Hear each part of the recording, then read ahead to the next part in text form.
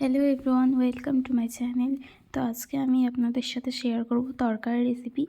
তো তার জন্য ফার্স্ট এখানে তরকার যে ডালটা আছে সেটা প্রেশার কুকারে দিয়ে অল্প একটু লবণ দিয়ে জল দিয়ে আমি সেদ্ধ করতে দিয়ে দেব। তো 2টো সিটি পড়বে এর মধ্যে, 2টো সিটি দিয়ে নামিয়ে নিতে হবে।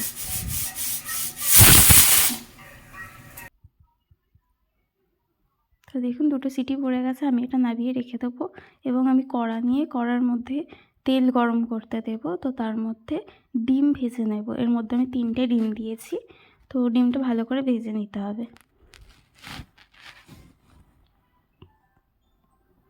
তো ডিমটা আমি ভেজে নেব ভালো করে। দেখুন এটা প্রায় ভাজা হয়েই এসছে, এবার আমি ডিমটাকে তুলে নেব। নেওয়ার পরে আমি তেলের মধ্যে অল্প একটু জিরে দিয়ে ভেজে নেব ভালো করে। তারপরে এর মধ্যে পেঁয়াজ দিয়ে দেব। তো পেঁয়াজটা আমি লাল লাল করে ভেজে নেব। তো প্রায় ভাজা হয়েই এসছে, এবার আমি এর মধ্যে টমেটোটা দিয়ে দিলাম। দিয়ে টমেটোটাকে ভালো করে মিক্স করে নিয়ে এবার আমি এখানে পেস্ট করে রেখেছি টমেটো, পেঁয়াজ এবং রসুন, তো সেটা আমি দিয়ে দিলাম এবং আদা কাঁচা লঙ্কা বাটা এর মধ্যে দিয়ে দিলাম। দিয়ে এটাকে ভালো করে মিক্স করে নিতে হবে। মিক্স করে নেওয়ার পর এর মধ্যে হলুদ, স্বাদ মতো লবণ দিয়ে দিতে হবে এবং লঙ্কার গুঁড়ো দিয়ে দিতে হবে।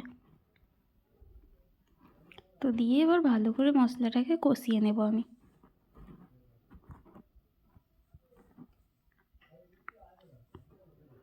তো মশলাটা প্রায় কষানো হয়েই এসছে, এবার আমি যে ডালটা সেদ্ধ করে রেখেছিলাম সেটা দেখুন সেদ্ধ হয়ে গেছে। তো সেটা আমি এর মধ্যে দিয়ে দিলাম।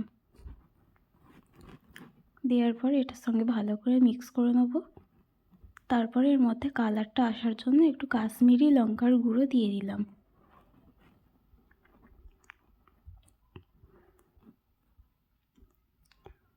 তো এবার আমি যে ডিমগুলো ভেজে রেখেছিলাম সেগুলো এর মধ্যে দিয়ে দিলাম। দিয়ে একটু রান্না করে নেব এটাকে। তারপরে এর মধ্যে আমি দিয়ে দেবো কসুরি মেথি।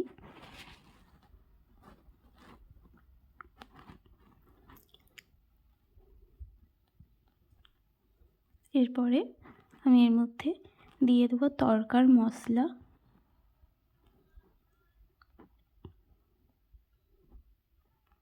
তরকার মশলা দিয়ে দিলাম। তো এবার এটাকে ভালো করে আমি মিক্স করে নেব এবং তারপরে লাস্টে একটু চিনি দিয়ে দেব। তো রান্নাটা কমপ্লিট হয়ে গেছে। তো কেমন লাগলো অবশ্যই কমেন্টে জানাবেন। চ্যানেলটাকে সাবস্ক্রাইব এবং লাইক করে দেবেন। টাটা।